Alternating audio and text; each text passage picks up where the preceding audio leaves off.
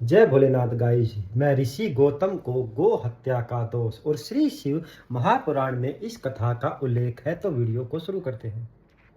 एक दिन की बात है कि महर्षि गौतम के शिष्य उनकी आज्ञा से गड्ढे से जल लेने के लिए गए। उसी समय वहां पर अन्य ऋषियों की पत्नियां आ गई और कहने लगे कि पहले हमें जल भर लेने दो और तुम बाद में जल भर लेना। इतना कहकर उन्हें फटकार भी लगा दी। यह सुनकर ऋषि गौतम के शिष्य जल लिए बिना ही आश्रम में आ गए और सभी बातें गौतम ऋषि की पत्नी अहिल्या जी से बता दी। तब अहिल्या जी ने उन्हें समझा बुझाकर स्वयं ही जल लेने के लिए चली गई और ऋषि गौतम को जल ला कर दिया।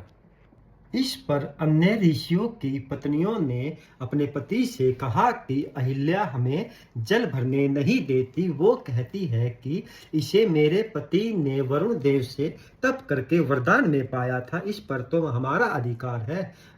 और इस बात पर अन्य ऋषि गौतम से नाराज हो गए और उन्हें दुख पहुंचाने के लिए ऋषि वरंद अन्य ऋषि भगवान गणपति जी का पूजन करने लगे। और गणपति जी ने उन्हें प्रत्यक्ष रूप में दर्शन दिए और कहने लगे कि मैं तुम्हारी पूजन से अति प्रसन्न हूँ, तुम जो चाहे वर मांग सकते हो। तब ऋषियों ने कहा कि महर्षि गौतम इस स्थान को छोड़कर दूसरे स्थान पर चले जाए। तब गणपति जी ने कहा कि महर्षि गौतम तो निरपराध है और उन्हें दंड देना उचित नहीं है। ऋषियों की कुटिल बातें सुनकर गणपति जी ने फिर उनसे कहा, वे तो परोपकारी जीवी है और उन्हें दोष देना बंद करो और इससे तुम्हारा ही अमंगल होगा। परंतु अन्य ऋषि अपनी बात पर अडिग रहे। तब गणपति जी ने कहा कि तुम जैसा चाहते हो वैसा ही होगा। और इतना कहकर गणपति जी अंतर्ध्यान हो गए। अपने वरदान को सत्य करने के लिए गणपति जी ने एक निर्बल गाय का रूप धारण कर लिया और महर्षि गौतम के द्वारा पैदा किए गए जौ को खाने लगी। तब महर्षि गौतम ने एक तिनके की सहायता से गाय को हाँप दिया, परंतु गाय निर्बल होने के कारण तिनके से पीड़ित होकर पृथ्वी पर गिर पड़ी और उसकी मृत्यु हो गई। यह देखकर महर्षि गौतम को बहुत दुख हुआ और वह अपनी पत्नी अहिल्या से कहने लगे कि क्या पता नहीं हमसे क्या अपराध हुआ है जो भगवान शिव जी हमसे क्रोधित हैं और हमें इस गो हत्या का पाप लगा। फिर उसी समय वहां पर अन्य कपटी ऋषि आ गए और उनसे कहने लगे कि तुम इस स्थान को छोड़कर कहीं दूसरे स्थान पर चले जाओ, क्योंकि तुम गो हत्या के दोषी बन गए हो और तुम इस स्थान पर रहने योग्य नहीं हो। और इतना कहकर उन्हें पत्थर मारने लगे।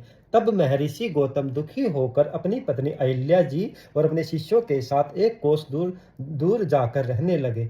और कुछ 15 दिन के पश्चात महर्षि गौतम ऋषियों के पास पुनः वापिस आए और गो हत्या के दोष के प्रायश्चित का उपाय पूछने लगे। तब ऋषियों ने बताया कि तुम अपने पाप को हर जगह प्रसिद्ध करो और पृथ्वी की 3 बार परिक्रमा करो, और यदि तुम इतना नहीं कर सकते तो गंगा जी को प्रकट करके उसमें स्नान करो और 1 करोड़ पार्थिव पूजन करो, तब जाकर तुम्हें इस महापाप से छुटकारा मिलेगा।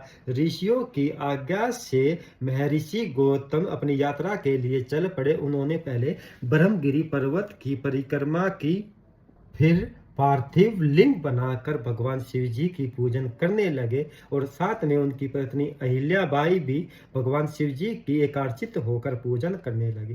जय भोलेनाथ गाइस। यह कथा आपको कैसी लगी? बने रहे हमारे महाश्री शिव महापुराण के एक और अध्याय के साथ। जय भोलेनाथ।